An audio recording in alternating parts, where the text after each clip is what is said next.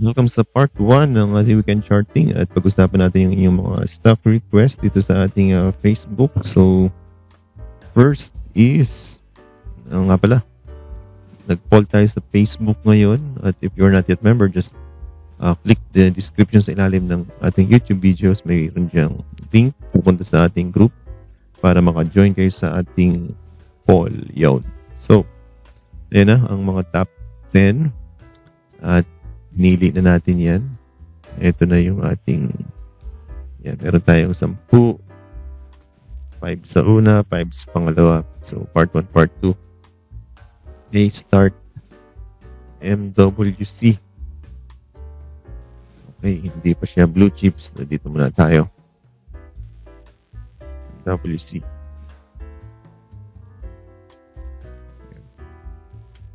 And chart. Yun. MWC, ang alam ko, no, ang first rumor dito is will be included in FTSE. Ngayon, lumabas na yung result ng FTSE at ang pumasok is RCR and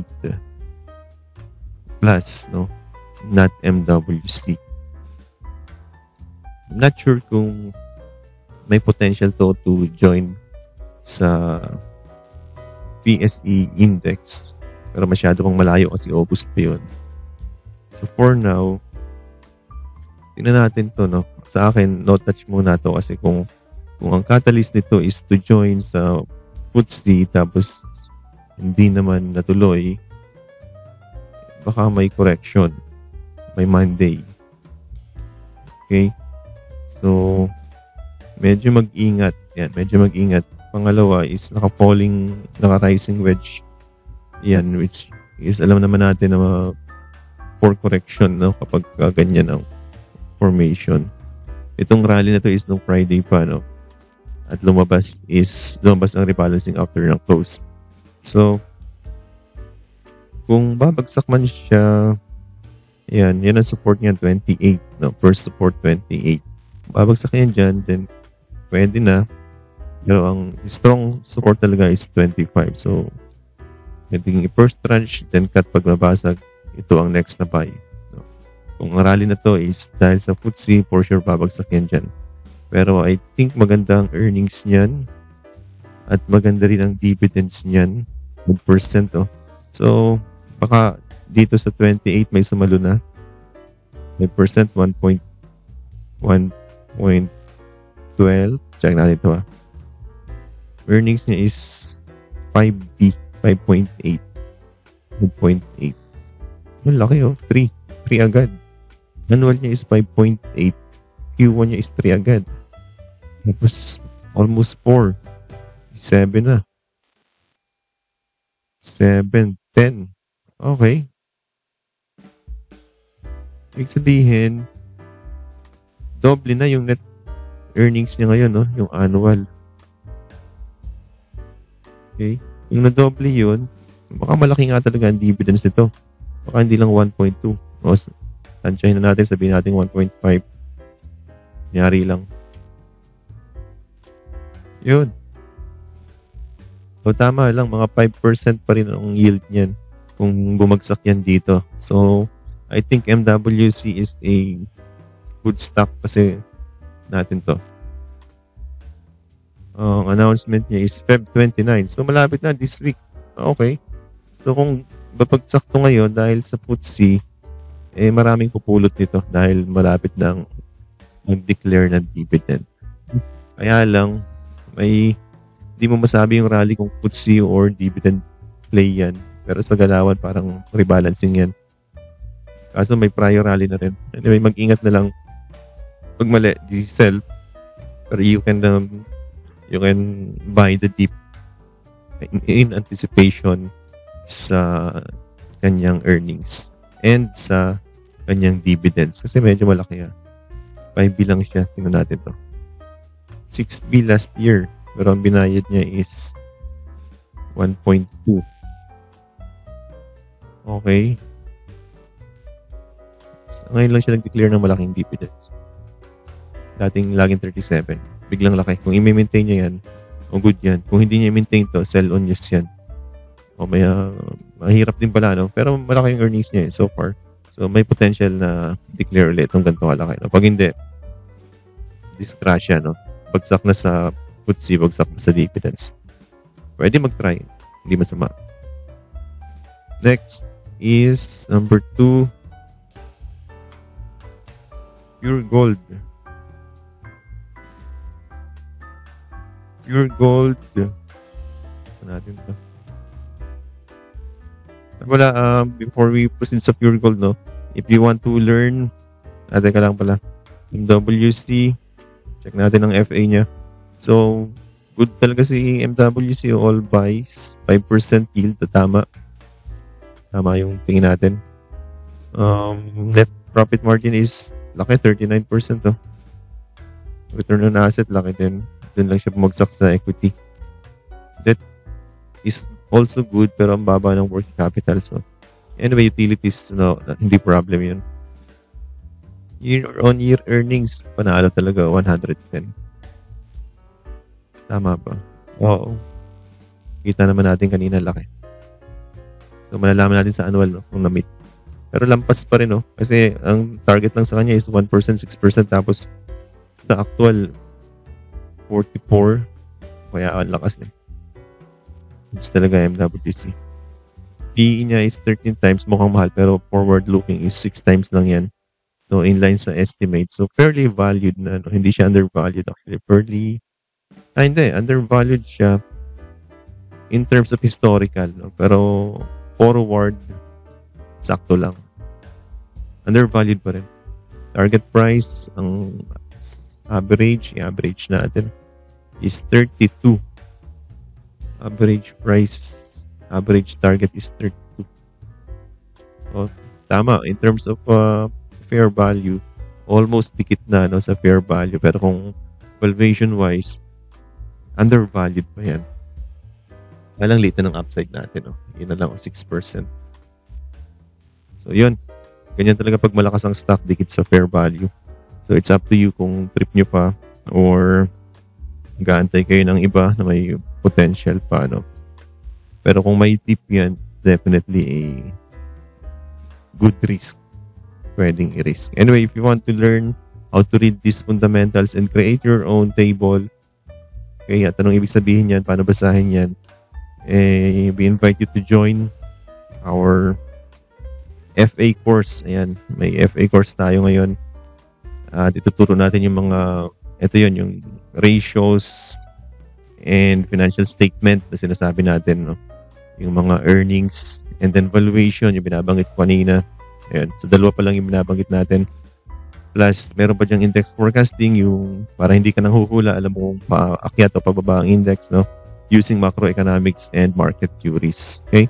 Plus, specific plays like how to invest in REITs, how to bottom fish, at saka how to play the rebalancing.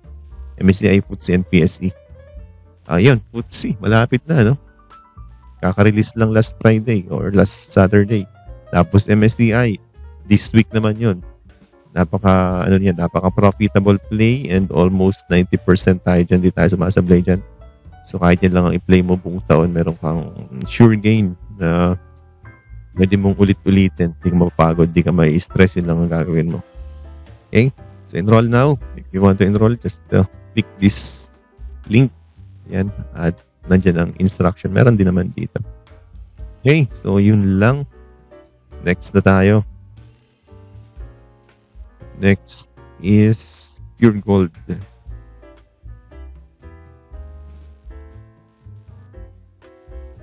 Pure Gold. Ganda ng rally, oh. Tapos bumalik. Lalim ng binalik. Check natin kung bakit. Negative 11. Positive 29. Positive 3. Yield is just 3%, 0.9. 0.9. Tama, 3%. Pero maganda yung movement niya ngayon. Reversal sana. Hindi maganda kasi binasag niya to. 28 level. Breakout yun eh. Breakout point. Yung ganyan naman ang gagawin. Sobrang laking range naman yan. No? Masyadong malaki. So, I think ang best dyan, yan.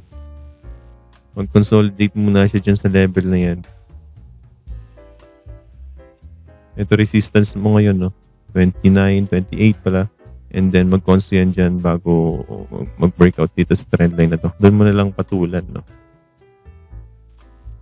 Under zero lines, MACD, medyo paubos na ang selling pressure. Yeah, kaya na may konting rebound. RSI 56, 55. So, okay lang. Itong trend line na to, dyan nyo abang 1, 2, isa pa. 3. Yan, doon nyo abangan. Kung gusto nyo lang ng pure gold. Reversal play ba to? Consumer play? Kung babagsak ang inflation, yes. Pwede naman. Check natin ang FA niya. Pure gold, all buys din. Yun, 4% yield. Upside mo is 46. Target price is 40. Undervalued, yes, always undervalued. Pwede na rin. Earnings lang ang hindi maganda. Q on Q. Tapos ang target niya is 20. This year, ang target niya is 22. Ang year on year niya is just 4. So, behind estimates yan. Kaya ganyan ka-weak nasa ilalim. Unlike yung kanina yung MWC nasa tok-tok. Kasi nga, above consensus, no? Yun ang mga reason kung bakit weak ang technicals. Dahil may reason behind that is fundamentals at yun yung tinuturo natin. At yun yung ginagamit natin sa pag-invest talaga at sa pag-trade. Okay? Yan. Your gold for me, neutral or avoid. Next, Monde. I think naglabas na ng earnings si Monde. Baka press release pa lang. So, parang sa press release parang negative eh. Kaya, double tap. Yun. Kung magre-range lang ito muna. Huwag lang, dapat mag-hold tong 6.6 na yan. Kasi kung hindi yan mag-hold, baka ganyan, no? Hindi maganda yun. No? Support din tong level na to. Itong 7.7. Dapat mag-hold yan dyan kasi nandun yung mga MAs niya. So, pag hindi nag-hold yan, pwede pala natin hilahin ito ng diretso. Yun. Ayan. Baka dun mag-slide ng diretso, no? So, dapat mag-hold yung 7.7. If not, balikan ng 6.6. Okay lang to. Yan, pwede yung bumalik yun tapos mag-rebound doon. Yun ang gusto natin makita, no? Anyway, this one is critical. Yan. Pag hindi nag-hold yan, balik yan dito. So, abangan nyo tong level na to kung may hawak kayo. Okay? Meron ding may downtrend din doon. Pero dito muna yan. Dapat yun. Breakout, dapat ma-hold to. If not, pangit. Okay, that's Monde. Check natin to. Monde earnings niya is below estimates, parang pure gold, no? 4%. Ayun, no? Alam na. Ganyan talaga basta na-miss ang estimates. Marami naman siyang buy rating, 37% upside. But, earnings muna, no? Dividends, medyo hindi ganun kalaki. So, earnings ng 3Q is hindi naman pala last year. Last year kasi 2025 pa. Sa earnings ng 3Q ng mga banks, siya may pinakamagandang earnings, no? And okay naman, nag-rally. At dahil sa rate cut or sa triple R cut, kung may potential ang mga banks na naman, dapat lang bibili mo talaga siya sa ilalim, no? Anyway, this one is support level dahil ang daming MAs doon. And mukhang nag-hold siya doon. Pag yan hindi nag-hold, balik yan dyan. Pag nag-hold yan, aakyat yan dito. Ayan, 135 hanggang 138. Okay? Pwede rin namang lumampas pero medyo mabigat yung 138. Medyo bullish na yung kanyang indicators plus mayroon na ring mga volumes. So far, okay to si BPI. Konti lang ang dips niya. Yun ang hindi maganda dyan. Accumulate buy 3%. Yun ang sinasabi natin, above estimate ang earnings niya. May 16% upside ka kay BPI. Okay din to. Okay? Pero kung babagsak dito, mas maganda. Mga 120 or 118.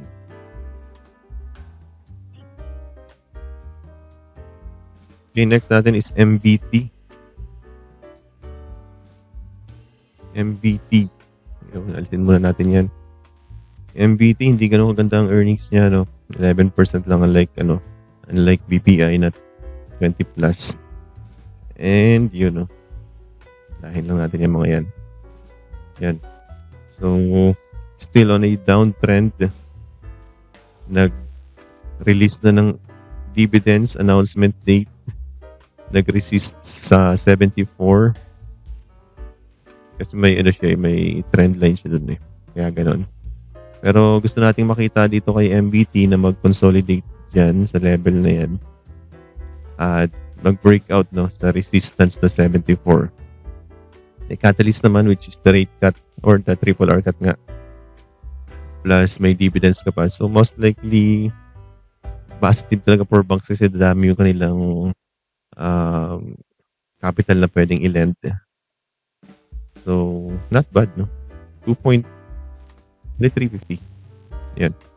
Not bad. So, kung may hawak kayo, hold nyo muna ito. Pero pag hindi talaga nag-breakout sa 75, benta na, Pero pag nag-breakout yan dyan, bago mag-X-date, okay din. Kasi nga, doble yung catalyst mo. May dividends ka na, plus may may catalyst ka. Okay? So, preferably, dapat mag-breakout to. Dahil sa mga catalyst niya. Antay na lang natin mag-breakout, Hindi pa naman napapactored in yung cut. Kasi nga, earlier than expected. So, let's see. Saka sa lahat ng nag-declare ng dib, siya yung nag-hold sa ibabaw. The rest is sell news. So, let's wait for this one. Hindi, di-sell sa 75. Okay, MBT, good ba yan? Tingnan natin dito.